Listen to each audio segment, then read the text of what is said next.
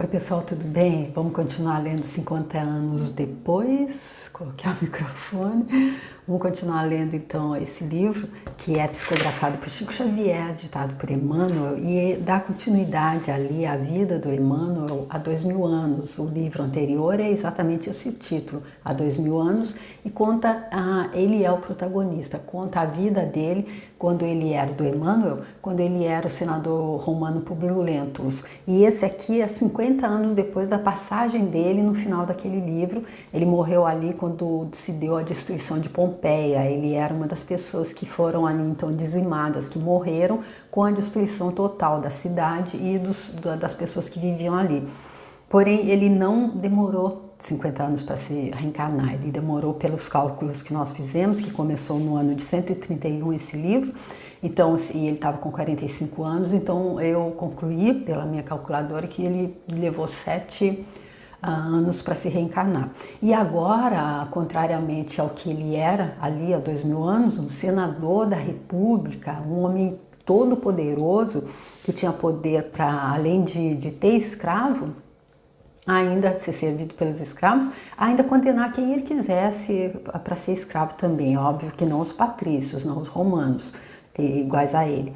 E que era também um politeísta, que teve a oportunidade de se encontrar com Jesus Cristo, e Jesus Cristo disse para ele: esse é o seu minuto glorioso, você pega agora esse passe que eu estou te dando para dar o salto quântico, entender se dizer cristão, porque para um senador da República se dizer cristão é uma coisa enorme. Ele esteve ali no momento da crucificação de Jesus Cristo junto a Pôncio Pilatos. Se ele tivesse se declarado cristão naquele momento, ele podia até ter mudado a história, mas não era para ser dessa forma, é óbvio. Mas eu acredito que ele tinha o livre-arbítrio dele para escolher, assim como Paulo de Tarso, que teve também um encontro com Jesus Cristo, estava totalmente também ali perdido nas crenças dele também, separatistas, estava ali mesmo aquela pessoa que era também fanática ali pela religiosidade dele. E ele então, assim que encontrou Jesus Cristo, ele entendeu e aproveitou esse minuto glorioso da vida dele.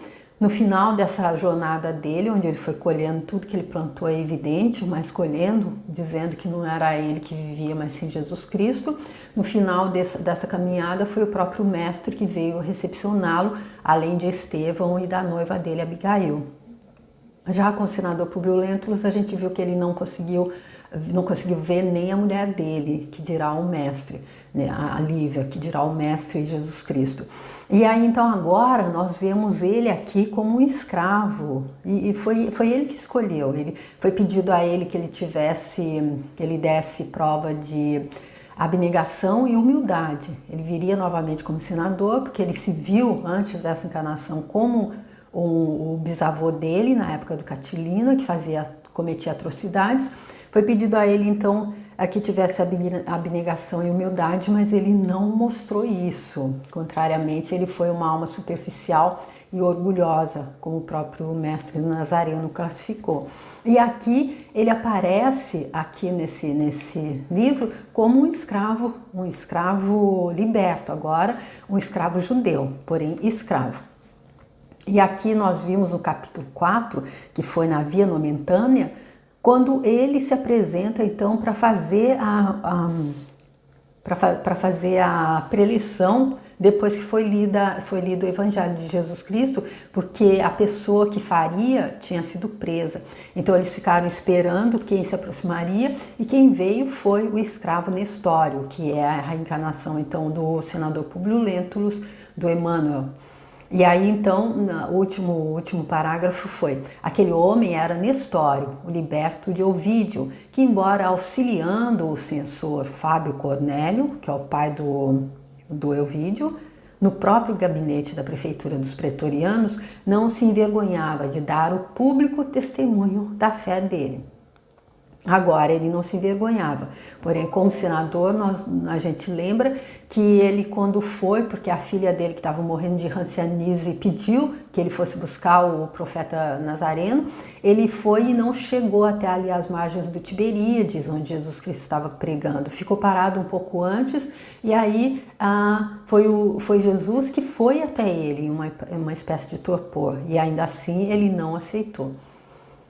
Então agora vamos ver, nós vamos aqui para o quinto capítulo então dessa primeira parte do livro, que é a pregação do Evangelho.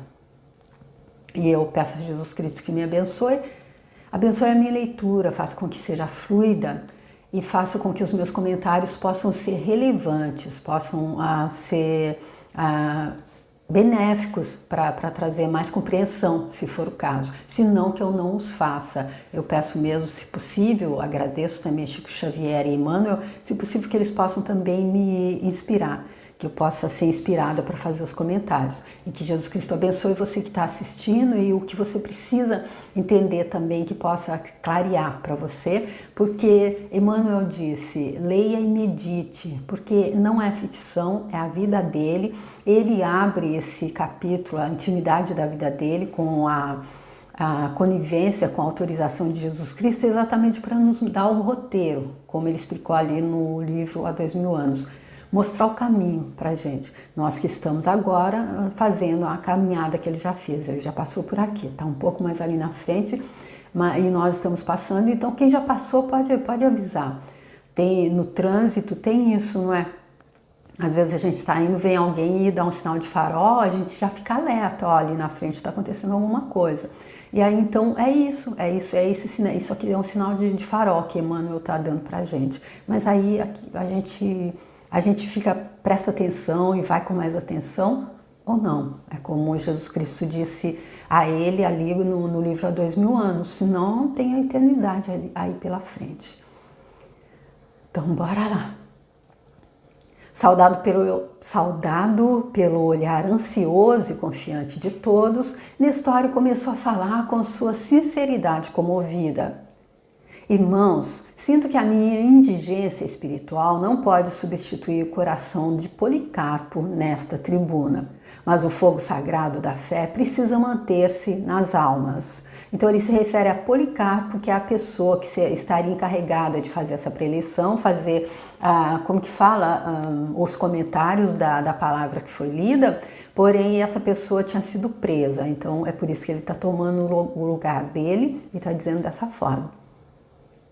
Assumindo a responsabilidade da palavra esta noite, recordo minha infância para vos dizer que vi João, o apóstolo do Senhor, que por longos anos iluminou a igreja de Éfeso. O grande evangelista, nos seus arroubos de fé, falava-nos do céu e de suas visões consoladoras. O coração dele estava em permanente contato com o do Mestre, de quem recebia inspiração divina como derradeiro discípulo na terra, santificando-se suas lições e as suas palavras com o sopro sublimado das verdades celestes.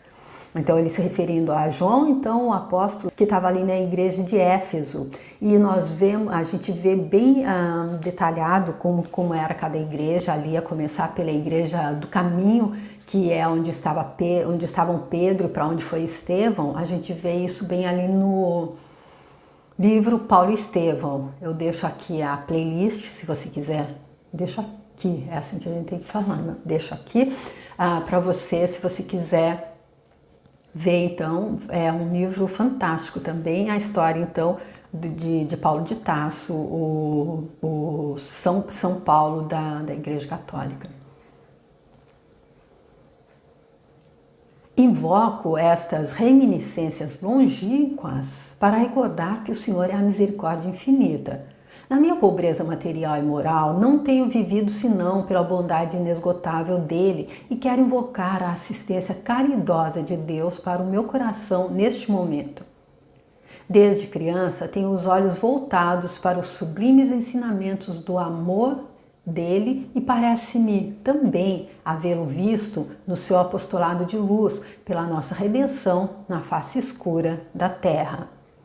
Aqui então ele dizendo, na minha pobreza material e moral, porque ali no final do livro Há 2000 anos, nós vimos que as fichas caíram para o senador Publio Lentulus. Ele que foi classificado de uma alma superficial e orgulhosa por Jesus Cristo e que terminou com muito sofrimento mesmo essa jornada dele ali há 2000 anos como senador.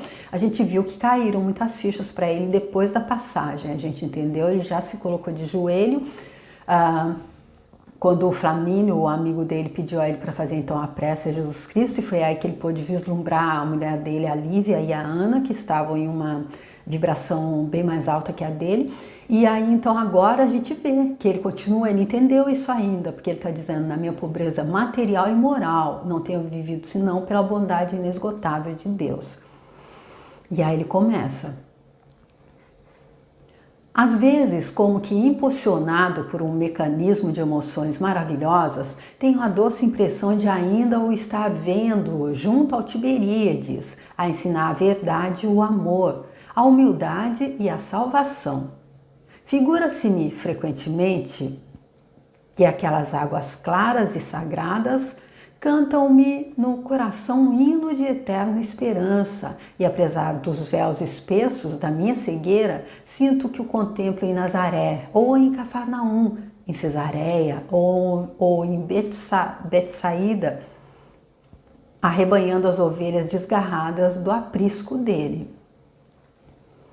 E agora então, ele dizendo que teve essas impressões quando ele, depois então de tudo isso que aconteceu, depois de ele ter realmente entendido o que era dar o testemunho dele de humildade, de abnegação, não porque Deus queria vê-lo se, como que disse, humilhar assim por nada, mas se nós vimos o passado dele ali na época do Catilina, então só porque Deus estava dando a ele uma oportunidade grandiosa de se limpar, mas ele não entendeu. E agora ele diz que viu, agora que ele entendeu, junto ali ao Tiberíades, onde ele próprio se recusou a encontrá-lo, porque ele era um senador da República e Jesus Cristo era apenas um profeta que não podia ter o privilégio de receber um senador da República. Sim, irmãos, o Mestre nunca nos abandonou no apostolado divino dele. O olhar percussiente dele vai buscar o pecador no mais recôndito socavão da iniquidade, e é pela ternura infinita dele que conseguimos caminhar indenes nos desfiladeiros do crime e do infortúnio. Por muito tempo falou Nestório das suas lembranças mais gratas ao coração. A infância dele na Grécia, as descrições suaves de João Evangelista aos discípulos queridos, as pregações e exemplos do Senhor, suas visões nos planos celestiais, as reminiscências do presbítero Johannes, a quem o inesquecível apóstolo havia confiado os textos manuscritos do seu Evangelho, era tudo exposto à assembleia pelo liberto, com as cores mais vivas e impressionantes. Ouvia ali o auditório a palavra comovido, como se os espíritos transportados ao pretérito nas asas da imaginação estivessem contemplando todos os acontecimentos relacionados com a narrativa. A própria Túlia Sevina, que não conhecia o cristianismo senão pela rama, mostrava-se profundamente sensibilizada. Quanto a Célia, acolhia-o alegremente, admirando-lhe a coragem e a fé em face da futurosa posição material junto do pai dela, e meditando ao mesmo tempo na circunstância de ele nunca haver revelado suas crenças, nem mesmo nas aulas que lhe ministrara, evidenciando assim o respeito que lhe mereciam as crenças alheias.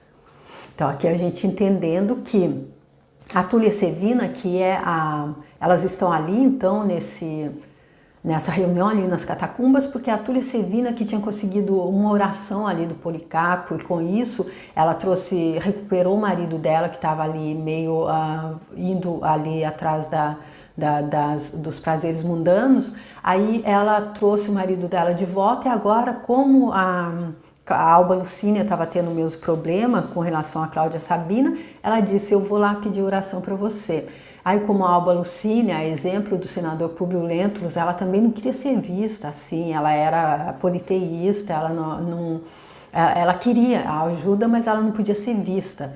E aí então ela disse que ela mandaria a Célia, a filha dela, que ela sabia que era cristã. E agora então ele dizendo, até ela que não conhecia nada ficou surpresa. E a Célia já acolhia alegremente, mas pensava, porque Célia é filha do Elvídio.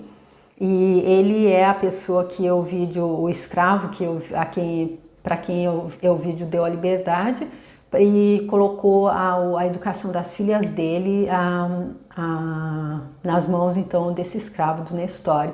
E aí é por isso que ele está dizendo que ela ficou surpresa, porque ele, apesar de ter dado aula para ela, ele nunca revelou as crenças dele, que evidenciando assim o respeito que lhe mereciam as crenças alheias, porque ele poderia ter tentado trazê-las para o lado dele, não é? Para o lado da... Mas eu acredito que realmente quando a gente entende que a nossa crença, que aquilo que a gente acredita é o que Jesus Cristo veio ensinar, a gente não precisa ficar trazendo ninguém à força, a gente não precisa ficar comemorando que a religião que o outro esteja é alguma coisa ruim e trazê-lo à força para a nossa forma de pensar, porque a gente deve estar respeitando as crenças alheias. Eu, na religião em que eu cresci, que eu fui batizada, que nunca casou com aquilo que eu penso, eu tenho a minha forma de pensar agora, mas nunca impus a ninguém, nunca levei livros de Chico Xavier para que ninguém leia, não falei do que eu estou fazendo aqui no YouTube por um tempo, eu não disse para ninguém da minha família, depois quando disse ninguém vê e para mim tá tudo certo. É cada um, a ficha caindo para cada um quando tiver que cair, cada um capta quando capta. Como Jesus Cristo disse a Nicodemos, quando ele falou sobre reencarnação a ele e ele não entendeu, ele diz, quando a pessoa não está pronta para entender as coisas da terra, como que ela pode querer entender as coisas do céu? É cada um no seu momento, é cada um no seu movimento. E o respeito pela crença alheia faria com que religião não fosse sinônimo de tantas guerras. Depois de relatadas as reminiscências de Éfeso com seus vultos mais eminentes, falou para comentar a leitura da noite. Para tanger o ponto evangélico desta noite, lembremos que Jesus não podia condenar os laços humanos e sacrossantos da família, mas as palavras dele, proferidas para a eternidade, abrangem e abrangerão todas as situações e todos os séculos vindouros, de modo a demonstrar que a fraternidade é seu alvo e que todos nós, homens e grupos, coletividades e povos, somos membros de uma comunidade universal. Fraternidade essa que um dia nos integrará a todos como irmãos bem amados e para sempre. Então a gente lembra que o capítulo, que o trecho que foi lido é aquele trecho em que Jesus Cristo diz, quando ele estava ali pregando, vieram chamá-lo e disseram, sua mãe e seus irmãos estão aí. Ele disse, quem são meus irmãos, quem é minha mãe, quem são meus irmãos? Todos aqueles então que fizerem a vontade de Deus, que deram o testemunho deles, esses são meus irmãos. E ele não quis dizer aí que ele não estava honrando pai e mãe, não estava honrando a família dele, mas sim isso, que o alvo dele é a fraternidade universal. Então que homens, grupos, coletividades e povos são todos membros de uma comunidade universal. Fraternidade essa que um dia nos integrará a todos como irmãos bem amados, todos. Não vai haver distinção, não é porque aquele não entendeu a minha religião, nesse caso, que eu acredito que é a melhor, no caso, né? E os outros que não seguem os mesmos dogmas que eu sigo, então no final eles vão ser mandados para o inferno. Isto não existe. O inferno e o diabo, ele existe na mente de quem acredita nisso. Como eu vi o doutor, pior que eu esqueci o nome dele agora, mas ele tem o canal Espiritualidade e Vida. Ele disse que quem tem o inferno nos olhos vê o diabo em tudo que é lugar. E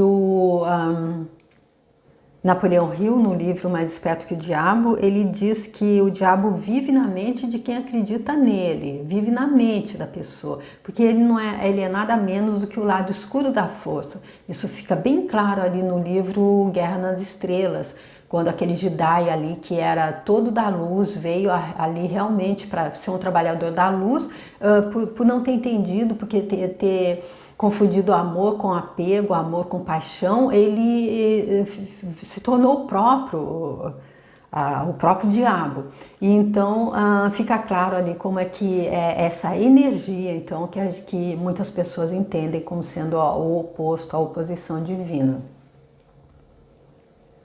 Seus ensinamentos referiam-se àqueles que, cumprindo a vontade soberana e justa do Pai que está nos céus, marcham na vanguarda dos caminhos humanos, em demanda do seu reino de amor, cheio de belezas imperecíveis.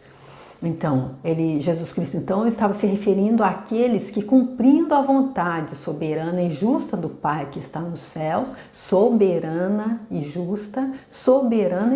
Então, se é soberano, está acima de tudo. Não existe nada acima de Deus, não existe nada equivalente a Deus. Então, Deus não pode haver a contrapartida, não pode haver diabo e inferno em contrapartida de céu e Deus, porque senão Deus não seria absoluto, não seria o todo.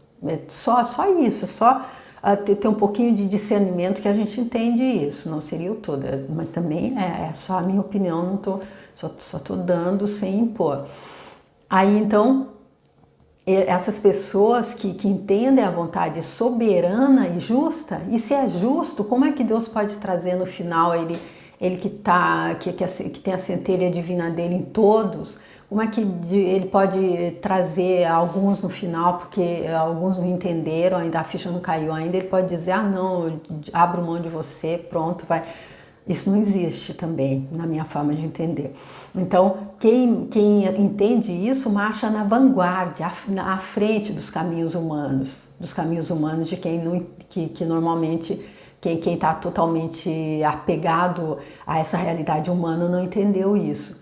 Em demanda do reino de amor cheio de belezas que são imperecíveis, ou seja, são eternas. Os que sabem acatar neste mundo os desígnios de Deus com humildade e tolerância, com resignação e com amor, chegarão mais depressa junto daquele que se revelou há 100 anos como caminho, verdade e vida. Então a gente lembra que nós estamos aqui no ano de 132, então do segundo século depois de Cristo. Então ele lembrando que os que sabem acatar, então eles chegarão mais depressa junto daquele que se revelou o caminho, que é quem? O caminho, a verdade e a vida, que é Jesus Cristo. Quem souber acatar, então, entender o ensinamento que ele trouxe de fraternidade universal. Não existe quem fique de fora da fraternidade universal. Esses espíritos amorosos e justos que se iluminaram interiormente pela compreensão e aplicação dos ensinos em toda a vida estarão mais perto do coração misericordioso dele, cujas pulsações sagradas repercutem em nosso próprio ser pela magnanimidade infinita que sentimos em torno de nossa alma, em todos os passos desta vida. Tais criaturas são desde já irmãos mais próximos dele, pela iluminação evangélica, no cumprimento das leis do amor e do perdão. E olha aqui, gente, bem tranquilo, então, ele explicando aqui que quem entendeu, então, a mensagem que ele veio trazer como sendo o caminho, a verdade, a vida, todos esses que já entenderam isso, como ele veio explicando ali atrás, então eles têm essa iluminação interior de compreensão e aplicação desses ensinos em toda a vida. Então, não é aquilo de... Eu vi uma cena assim absurdamente chocante, uma das cenas que mais me chocaram em toda a minha vida, que é uma pessoa que estava fazendo um reparo de alguma coisa na rede elétrica, em cima, subido em um poste, numa escada, claro, e ele teve uma descarga, colocou a mão, uma alta voltagem, ele estava com EPI, depois que eu procurei ler quem era, o que aconteceu, tudo. Mas, e aí a pessoa que está narrando o vídeo fala, meu Deus, ela está até chorando, ela fala, meu Deus, o cara acabou de levar um choque e ele está até pegando fogo. E aí eu pensei, meu Deus. Tinha uma pessoa ali embaixo que estava com o extintor na mão, mas eu pensei, meu Deus, se fosse o filho de alguém que estava ali, se fosse a mãe de alguém, se fosse o irmão ou de sangue de alguém que estava ali, a pessoa não subia, porque madeira é neutra, não é? Neutraliza a ação da... Então, se a gente se não tocasse nele, não ia ter perigo para a pessoa, mas dava para subir e usar o extintor. Eu acredito, mas isso é só a minha forma de ver. Não tem nenhuma crítica aí. Então, eu entendo que se a pessoa vai passando pela vida entendendo o que é essa fraternidade, então não importa quem seja a pessoa que esteja ali pendurada no poste, pegando fogo porque acabou de levar um choque, é meu irmão, é meu filho, é minha mãe, é meu pai. É isso que Jesus Cristo explicou aqui. E aí é isso que o Nestório está dizendo, que então esses espíritos amorosos e justos que se iluminaram interiormente pela compreensão e aplicação desses ensinos em toda a vida, porque não adianta a gente entender se na hora que a gente é chamado ao testemunho para aplicar, a gente se furta. E aí então, tais criaturas são desde já seus irmãos, aí a gente pensa, então são só esses que são irmãos de Jesus Cristo, aqueles que não entenderam, aqueles que ainda temeram pela vida, aqueles que não foram, e eu nem sei se eu tivesse lá, se eu teria realmente subido, isso exatamente, acredito que sim, mas há que se acontecer para a gente ter certeza. E aí então, se ele dissesse assim, tais criaturas são desde já seus irmãos, mais próximos, não que os outros não sejam, são os irmãos mais próximos porque são aqueles que estão avançando mais rápido, estão mais na frente, aqueles que estão vindo mais atrás vão chegar também. Esses são os irmãos mais próximos então do Mestre Jesus Cristo, no cumprimento das leis do amor e do perdão. Dentro, pois, dessas luzes prodigiosas da verdade, sentimos-nos compelidos a dilatar o conceito de família no plano universalista, alijando o criminoso egoísmo que, por vezes, nos toma de assalto o coração, criando os germes da discórdia e do sofrimento no próprio lar. Dentro dessas luzes da verdade, a gente se sente compelido a dilatar o conceito de família no plano universalista. E assim a gente tira do coração aquele criminoso egoísmo que por vezes nos toma de assalto, criando os germes da discórdia e do sofrimento no próprio lar. Ou seja, a gente, quando a gente está sobre essas luzes prodigiosas da verdade, a gente entende esse egoísmo que ele chama de criminoso.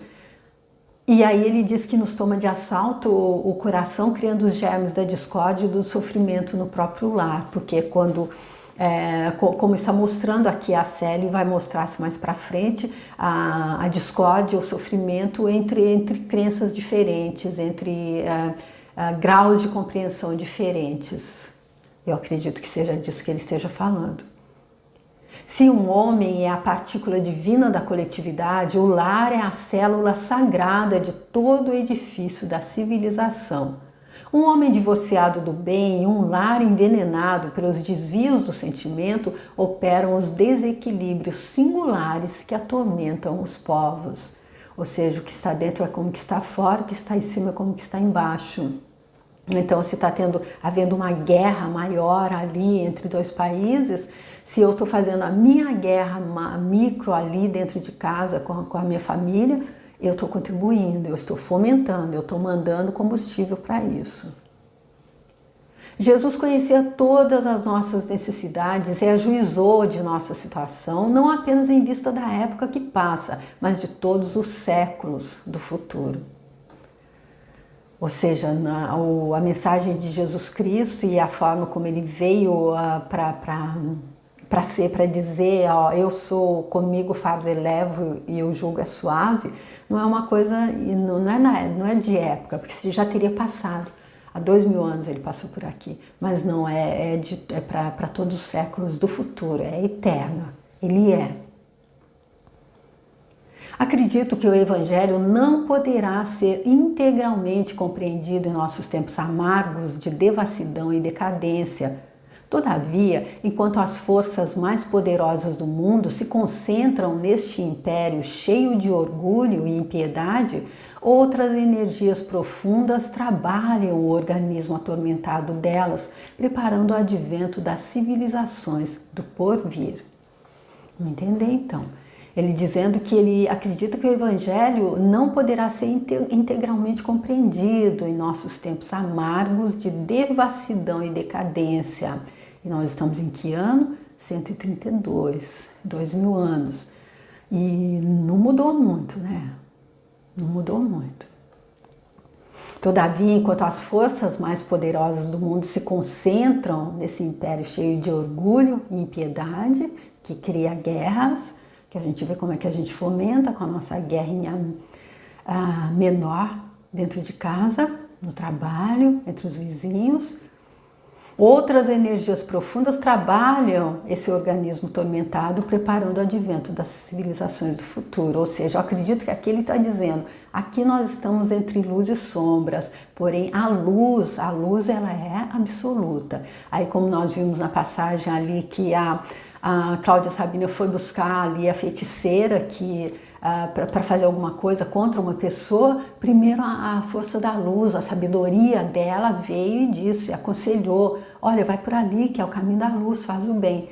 Mas ela tem o livre-arbítrio dela, foi ela quem escolheu. Então a luz está, a treva só pode aparecer quando a luz desaparece completamente. A luz nunca desaparecerá completamente, pois a luz é.